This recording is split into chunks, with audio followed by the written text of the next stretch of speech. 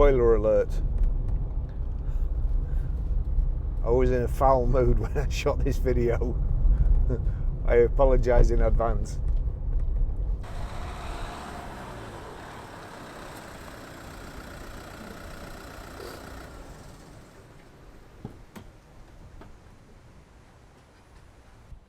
Hi, my name is Barry Crampton. Today I'm going to show you around our Dacia Duster, then I'll take you for a ride in it, but first I'll tell you a little bit more about it. It's a 1.5 dCi Laureate, 5-door, 2016 on a 65 plate, has done 44,022 miles. Fuel economy, urban 62.3 miles per gallon, extra urban 65.7 miles per gallon, and combined is 64.2 miles per gallon.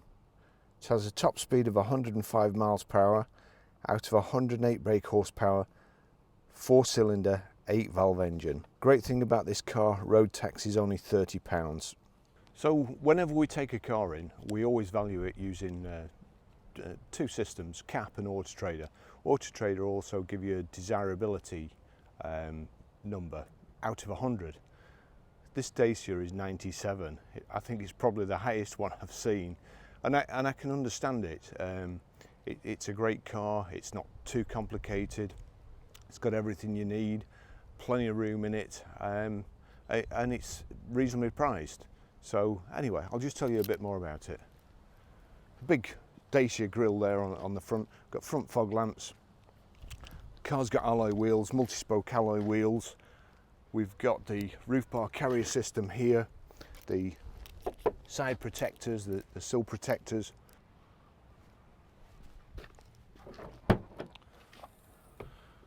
Massive boot, the rear load cover here as well, hard rear load cover. Goes right the way back in there. 60/40 split rear seat, nice flat load area as well. Couple of good touches. Just say, if I just let this down, just inside here on the back, there's a power socket, cigarette lighter socket, as they used to be known. So just a couple of simple little things on this car, but really, really handy. And when you've had them, you kind of miss them.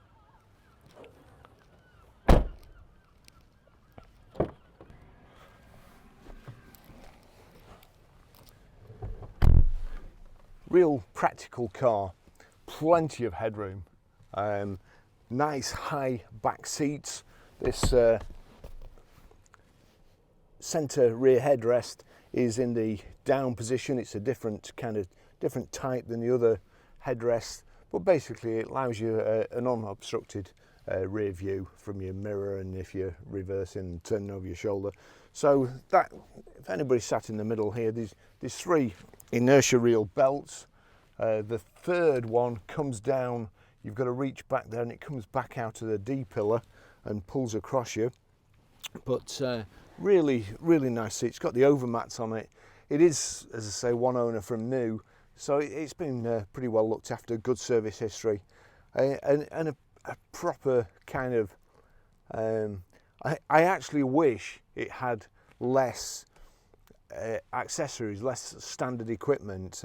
I wish it had wind-up windows and stuff like that, because then it would be the ideal vehicle for most people who just want a car to commute and don't want a fashion accessory and don't want to store themselves problems for the future. I'll just take you for a ride in it.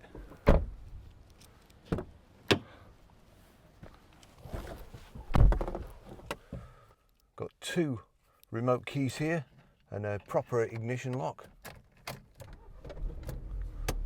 And I'm just going to actually set off before this wagon comes.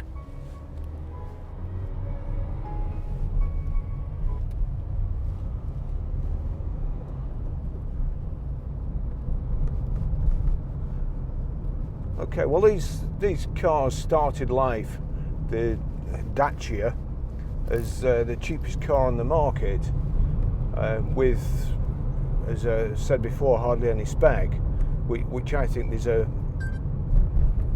what did that last, what, a minute? Boy Insta, are you going to get a nasty email later on?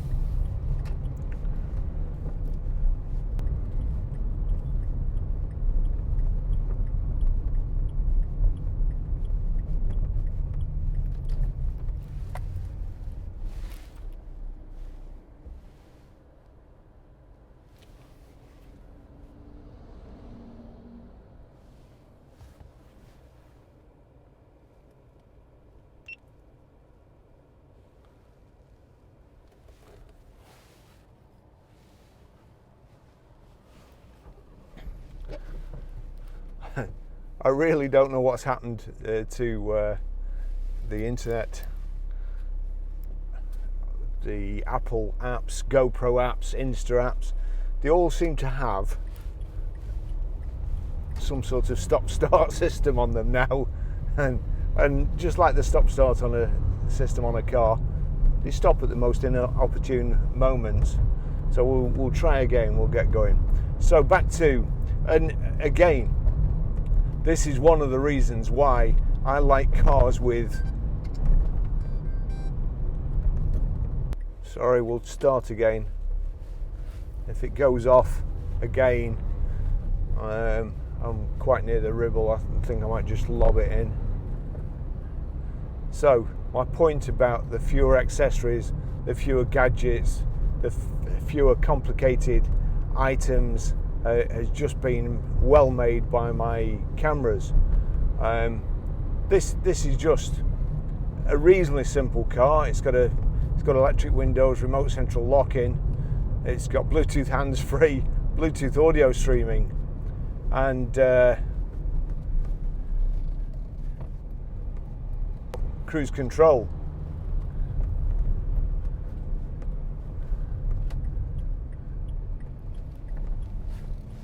There is a place in the market for a car with none of those things.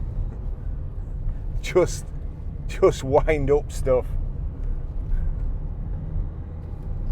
But this is, it's nice and comfortable. It's easy to get in. The seats are, it's higher up off the ground, so easy to get in and out of. Nice and comfortable when you get in. It's got this stop start which need to switch off because it's stupid. Well, no, that's eco, that's stop start. So we'll do that. Car's done 44,023 miles. So you've got, I mean, don't get me wrong.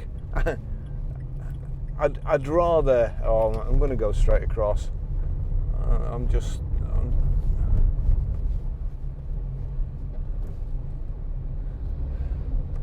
I'm only going across to listen to this bloke's engine. You know, give me a, that's nice in front, but a 68 Mustang, I'd get in all day long.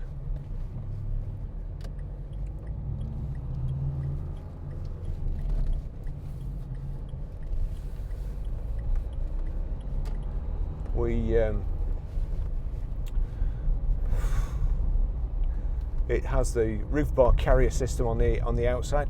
It's a good general purpose car and good value for money.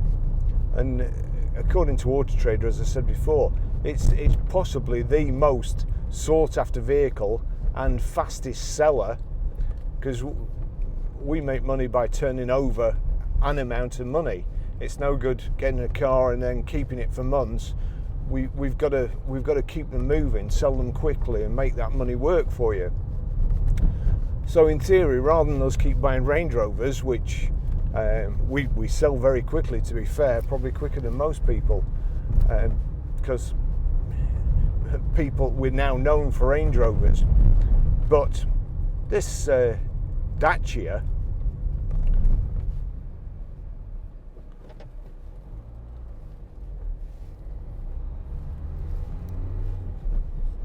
is got good brakes. The aircon's icy cold.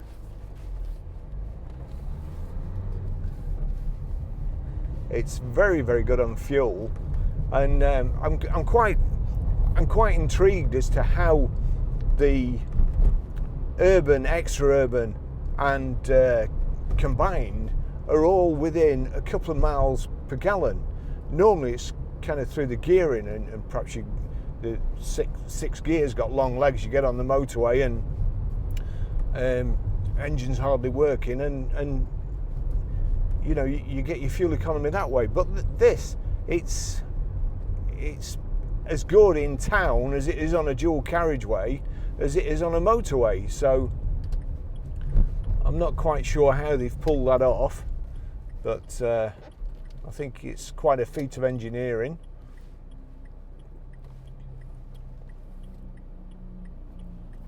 We've also got the electric door mirrors. It's got everything you want, everything you could possibly need. It's a good specification, and it's great value for money.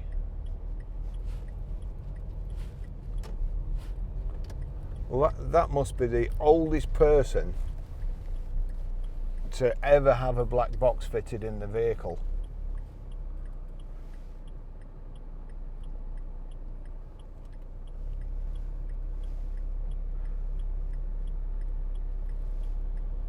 Nice to see they've got a dash cam, just in case they roll into something.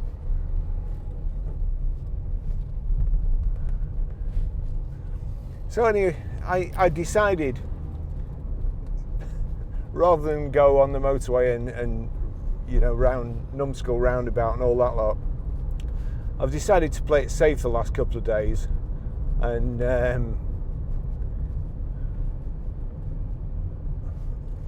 just go round town. But it would appear that it's equally as dangerous round town as it is on the motorway. And, I think I need Top Gear test track.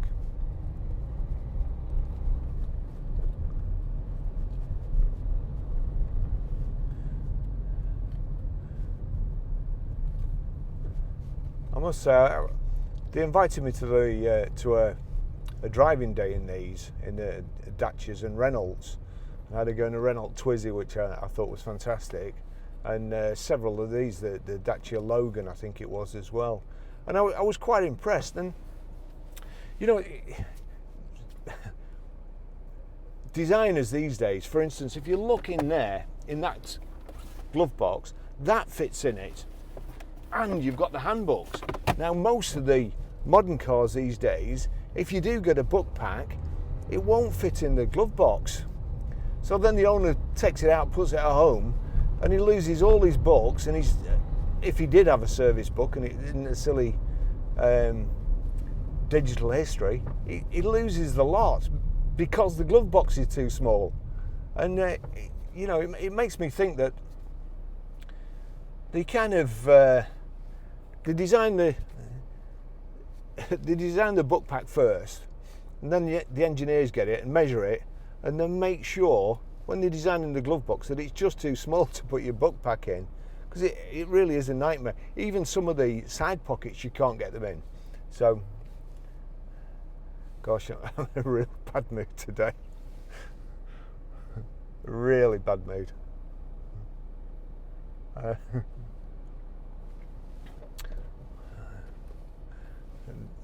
So cruise control's on here.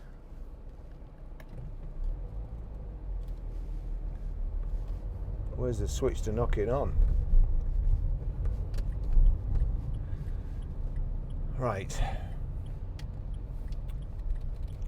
So I won't drive into this guy's scaffolding holes. Let's just see. So it's just height adjustable.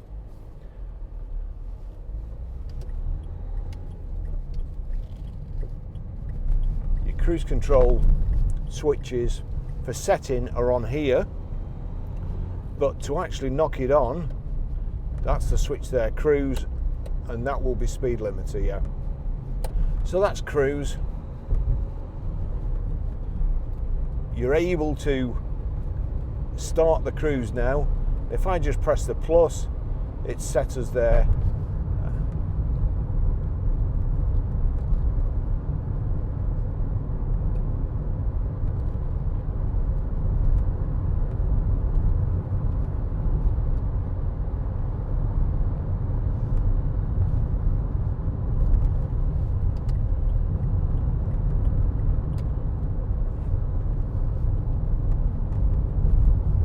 Keeping us at a steady speed.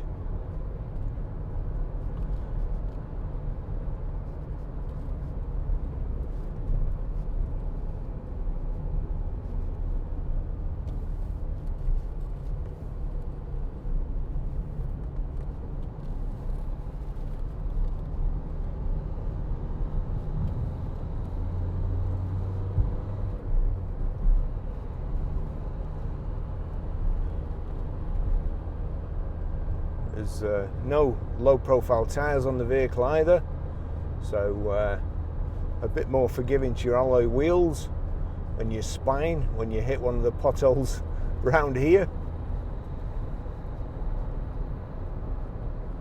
Just set that cruise again now, 50 miles an hour. Not going up the motorway, but it's nice and quiet. There's a good bit of road here.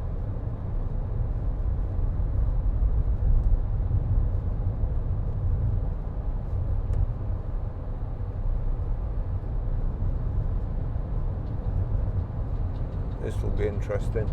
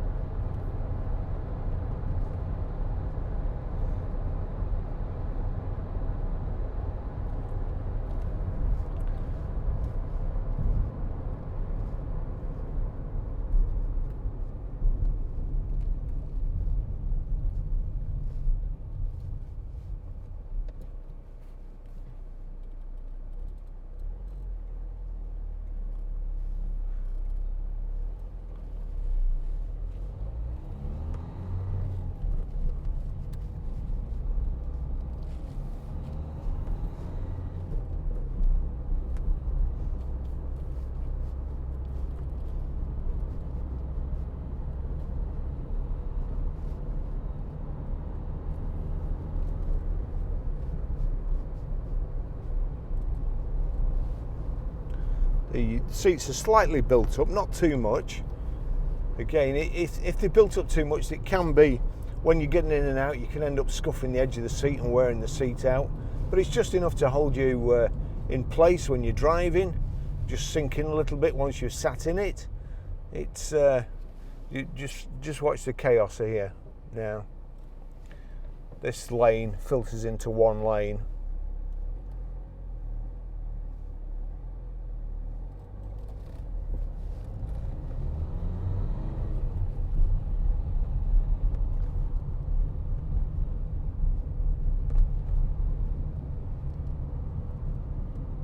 There you go, look. My laddo there in his Porsche. Nobody wants to let him in.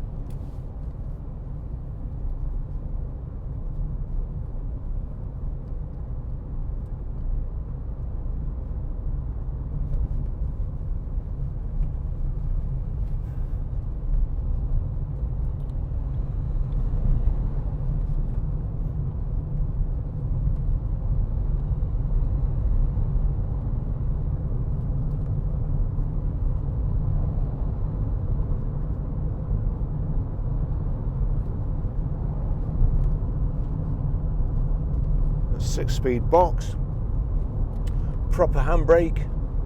There we go. I'll just switch that on, turn it down.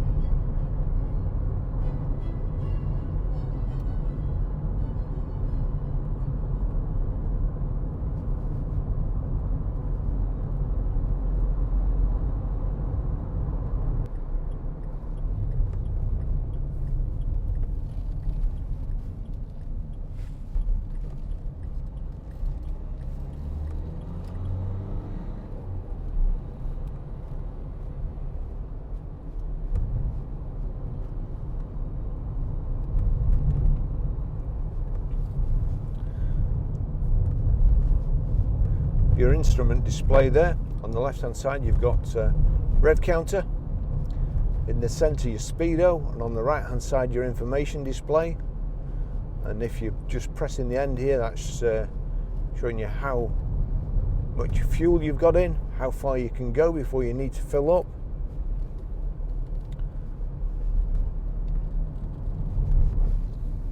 Excellent, just what you want to see when you come around a bend.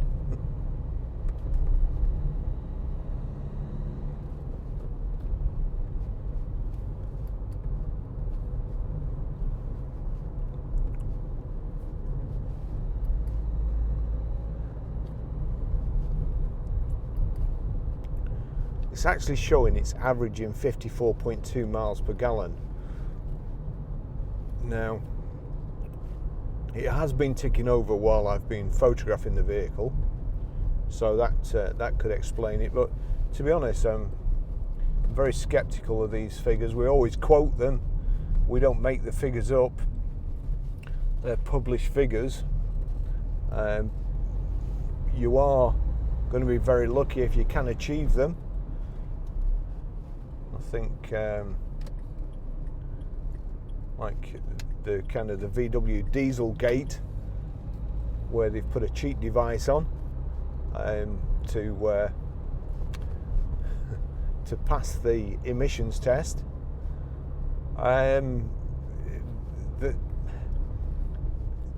They get a big fine for doing that, but yet when all the manufacturers do the fuel economy test, they take everything out and tape stuff up, and take door mirrors off and anything that causes wind resistance, and then people are surprised when they can't get those fuel economy figures.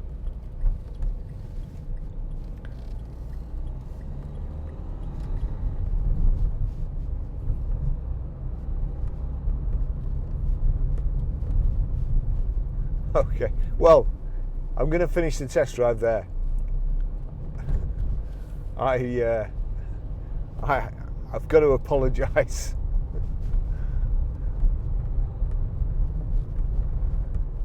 It's been a trying day again so far today. This is a lovely car. Don't let my demeanour put you off buying it, because it's, as I've said before, it's great value, it's great specification. One owner from new, proper service history, and even though Arnold Clark's haven't got the sense to put on the stamp which branch serviced it, who am I to criticise Arnold, seeing as he's like a billionaire and I'm not? But it would be nice if when they stamped the service book it did say which branch, so that we can we know and we can follow it up. I'm sure they've got a central office that gathers all the information and can tell you, but I still like to know where it was serviced.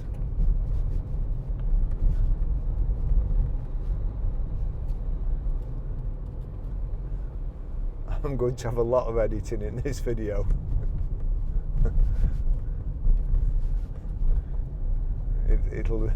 It'll be jumping about all over the place.